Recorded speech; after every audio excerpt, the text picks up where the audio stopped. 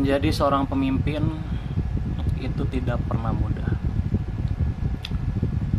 Pemimpin haruslah arif dan bijaksana, karena seluruh keputusannya harus bermanfaat untuk semua golongan, tidak hanya memperuntungkan satu golongan. Menjadi seorang pemimpin juga harus mengambil resiko, harus menentukan skala prioritas, dan harus siap menghadapi seluruh tantangan-tantangan yang ada. Karena pastinya tidak semua keputusan itu baik untuk semua orang. Ya, pasti adalah 1-2 hal yang diuntungkan, ada 1-2 orang yang dirugikan. Tapi at the end, seluruh keputusannya itu haruslah bermaslahat untuk semuanya. Ya, harus benar-benar menguntungkan semuanya pada akhirnya. Pemimpin juga harus siap dengan pro dan kontra yang ia hadapi. Ada yang mensupport, ada juga yang mengkritik. Dan seorang pemimpin harus siap menghadapi itu sehari-hari. Tidak pernah mudah. Dimana kritik akan datang setiap hari, dimana pasti aja ada keputusan-keputusan yang harus dikoreksi. Pasti meninggalkan sebuah kesan negatif. Itu pasti ada. Dalam setiap keputusan seorang pemimpin itu pasti ada. Ya.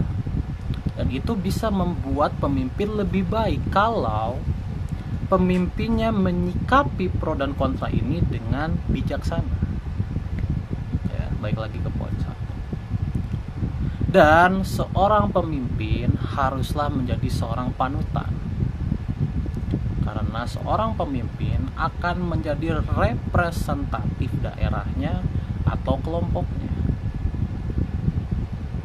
Kayak gitu. Jadi pemimpin itu tidak pernah mudah. Jadi gua angkat topi untuk orang-orang yang berniat menjadi seorang pemimpin dimanapun ia berada, terutama di Jawa Barat. Jawa Barat ini punya luas wilayah yang kecil sebenarnya untuk ukuran provinsi, yaitu cuma 35.377 km persegi.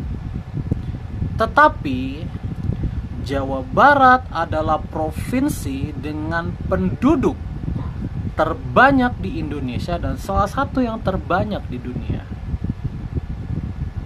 dengan populasi mencapai 50 juta jiwa. Ya, artinya kepadatan penduduk yang ada di Jawa Barat ini sangat padat. Ya, sangat padat. Sehingga masalah-masalah yang terjadi di Jawa Barat juga pasti banyak dan kompleks sekali, terutama masalah sosial dan kependudukan.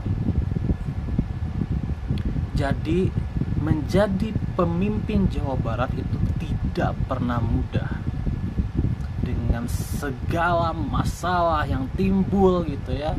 50 juta itu kan bukan jumlah penduduk yang sedikit. Ngebul tuh jadi pemimpin Jawa Barat teh.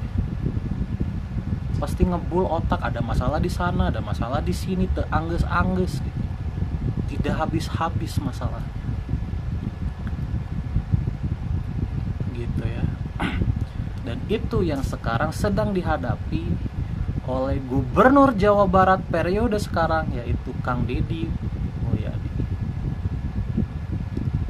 Ya, dimana segala masalah yang dihadapi sejak beliau menjabat ya, almost 3 bulan, itu kan banyak sekali masalah-masalah terutama sosial yang dihadapi.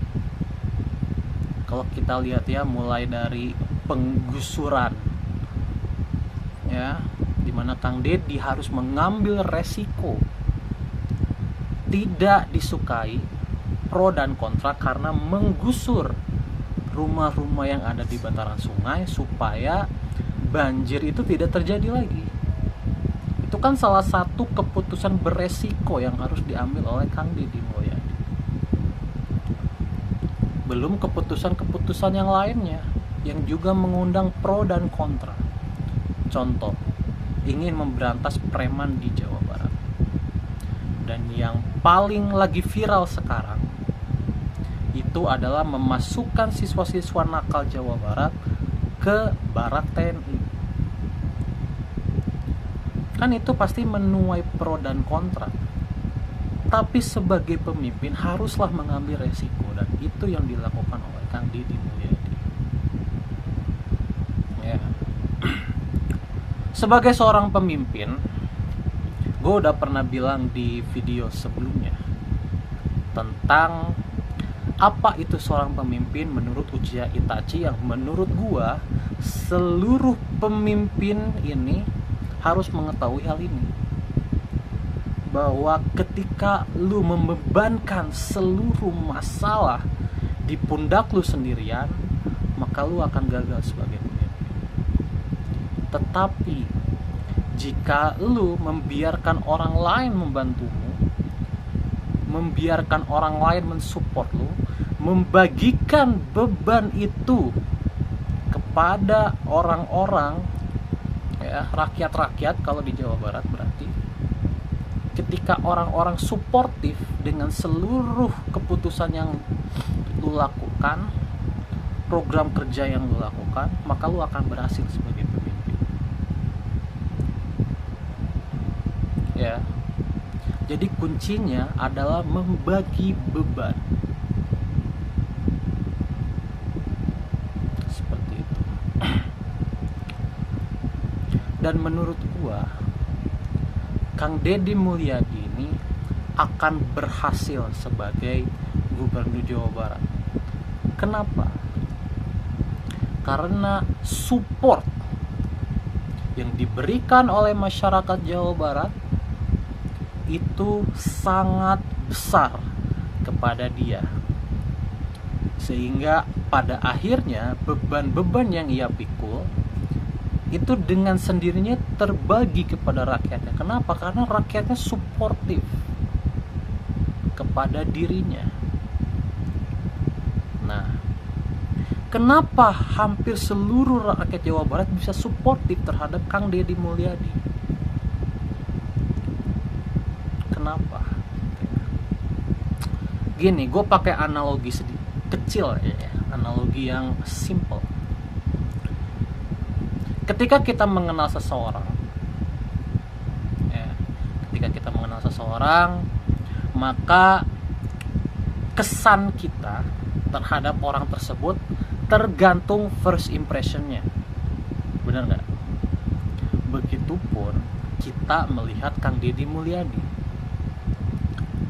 Mungkin Kang Deddy memang sudah dikenal sebagai tokoh budaya Jawa Barat, tetapi sebagai gubernur kan dia baru.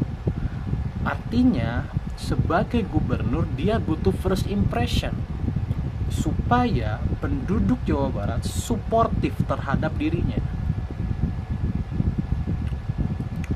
Dan apa yang dilakukan oleh Kang Deddy Mulyadi dengan memberikan first impression di YouTube-nya, turun ke sungai, kemudian dia baik sama rakyat kecil, dermawan, memperhatikan hal-hal kecil, memperhatikan pasar, gitu ya.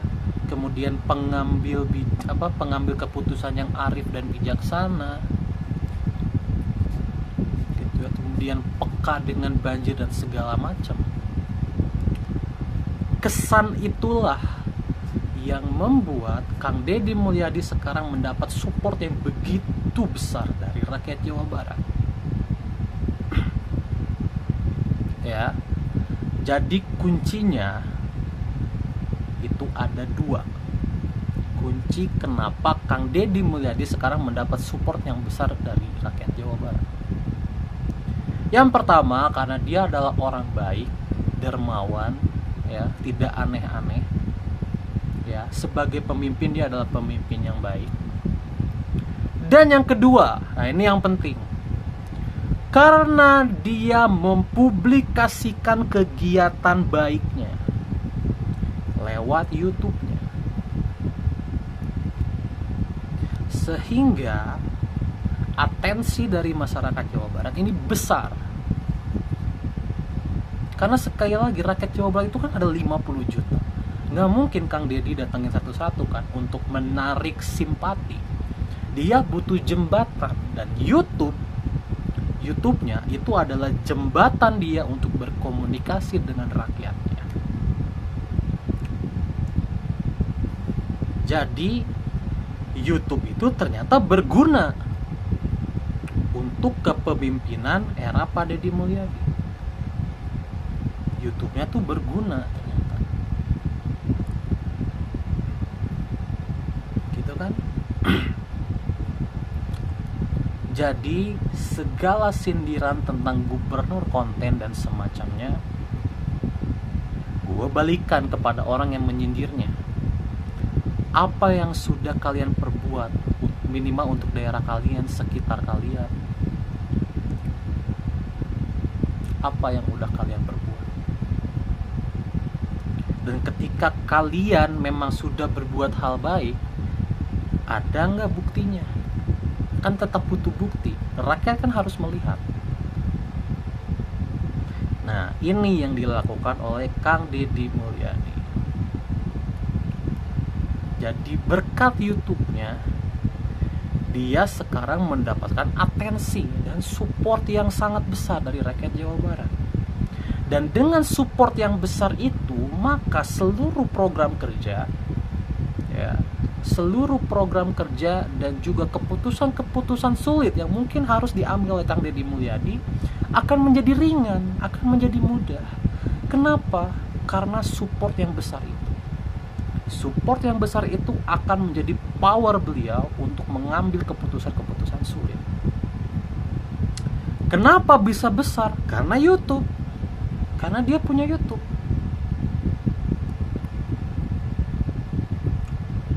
Ditambah keuntungan lainnya dari gubernur yang punya YouTube adalah dia punya pendapatan pribadi dari YouTube. Ya kan? Kemudian transparansi juga bisa dilakukan di YouTube-nya. Kemudian YouTube-nya juga bisa dijadikan sarana untuk menarik aspirasi, kritik, ataupun masalah. Ditambah kita pun bisa melihat sebagai rakyat Jawa Barat masalah-masalah apa aja yang sedang terjadi di Jawa Barat secara garis besarnya. Gitu kan? Sehingga kita bisa mengkoreksi langsung, kita bisa mengevaluasi langsung tanpa harus Kang Deddy kesana kesini. YouTube itu bisa menjadi jembatannya untuk berkomunikasi dengan rakyat Jawa Barat. Ya, ditambah juga bisa menjadi sarana informasi dari Jawa Barat kepada rakyatnya. Contoh seperti SIM, ya, bayar pajak motor kan tidak perlu sosialisasi kesana kesini, nggak perlu kan, dia cukup sampaikan di YouTube-nya, ada kebijakan ini baik buruknya gimana, selesai kan. Itu bukan tanpa pro dan kontra kebijakan itu kan, dimana gara-gara dendanya dihapus, pajak yang 2024 ke atas dihapus, kan samsat jadi membludak kan, jadi antri panjang banget kan dari pagi sampai sore.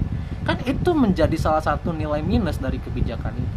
Dan itu kan dievaluasi lewat YouTube-nya, dievaluasi. Dimana kita menyampaikan di YouTube-nya, kita menyampaikan juga di Instagram-nya atau di TikTok-nya atau di mana. Kan bermanfaat pada akhirnya YouTube ini. Bayangkan rakyat Jawa Barat tuh 50 juta. Nggak mungkin Kang Deddy datangin satu-satu daerahnya kan, terlalu banyak. Kayak gitu. Dan juga keuntungan lainnya adalah APBD ini bisa diringankan, bisa diefisiensikan. Karena kegiatan-kegiatan yang sifatnya informatif, ya, seperti transparansi, sosialisasi dan semacamnya. Sekarang udah nggak perlu lagi ada perjalanan ke sana ke sini, nggak perlu lagi ada ongkos transportasi, kemudian penyambutan segala macam, itu udah nggak perlu, karena dia sekarang sudah bisa menyampaikan lewat YouTube-nya. Kan efisien, tidak memakan waktu banyak, Kang Dedinya juga nggak perlu berpindah-pindah gitu kan, ditambah dapat duit pula Kang Dedinya. Kan win-win solution untuk rakyat, win-win solution ya, untuk Kang Dedinya win-win solution juga. Dan dengan uang tambahan dari AdSense-nya, atau mungkin ada iklan atau apa gitu ya, kan dia juga potensi korupsinya juga berkurang pada akhirnya. Kan win-win solution juga untuk rakyat, dimana musuh rakyat itu kan adalah pemimpin yang korup. Benar nggak? Kayak gitu. Jadi di sisi Kang Dedi, dia mendapat support yang begitu besar, sehingga dengan support yang begitu besar itu bisa membuat Kang Dedi mulus dalam menjalankan program kerja dan juga keputusan-keputusan yang sulit, terutama untuk rakyatnya juga. Berkat kerjanya Kang Dedi yang bagus, untungnya kerjanya Kang Dedi juga bagus ya, berkat program kerja yang dijalankannya tuh mulus, kan rakyat juga terbantu pada akhirnya. Contoh seperti kasus pasar sekarang ya, kita lihat pasar di Bandung gitu ya, Gede Bage, Caringin, kan terkenal dengan oknum, atau kan yang namanya pasar tuh, bener nggak? Oknum, preman, gitu-gitu kan. Tapi Kang Dedi itu sekarang punya power yang besar untuk bisa memberantas itu semua, untuk bisa membereskan pasar. Kenapa? Karena support kita yang begitu besar, dimana ya preman-preman itu juga nggak akan berani ya, menentang Kang Deddy Mulyadi dengan support kita yang begitu besar. Nah itu keuntungannya punya YouTube. Kan itu adalah salah satu keputusan sulit, bener nggak? Ya, kayak gitu. Untuk orang-orang yang menyindir gubernur konten, pada akhirnya sang gubernur konten ini ternyata bekerjanya luar biasa untuk Jawa Barat. Nah kalian yang menyindir, sudah seberhasil apa kalian memimpin daerah kalian? Atau sudah sebermanfaat apa Anda kepada orang-orang sekitar? Kayak gitu ya. Jadi kesimpulannya adalah, gua sangat mendukung gubernur konten ini, karena dengan konten kita sekarang menjadi dekat dengan pemimpin kita sendiri. Kita bisa melakukan interaksi apa saja dengan pemimpin kita. Enak kan? Nah ini sekarang gue kan pernah bikin YouTube sebuah video ya tentang pemimpin populer. Dulu gue sampaikan untuk Ridwan Kamil waktu itu ya, pemimpin populer. Nah sekarang kepada Kang Deddy Mulyadi, dimana sekali lagi sekarang, di zaman sekarang, di zaman digital, era sosial media, populer itu sekarang hal yang penting untuk seorang pemimpin, terutama di Indonesia. Kenapa? Karena Indonesia ini penduduknya banyak, dan tidak bisa kan pemimpin itu menarik simpati satu-satu dengan datang ke sana ke sini, maka dia harus mempunyai sebuah platform yang membuat dia populer. Dan bukan hanya sekedar punya ya, tapi dia juga harus melakukan hal-hal baik di platformnya, sehingga memberikan kesan yang baik.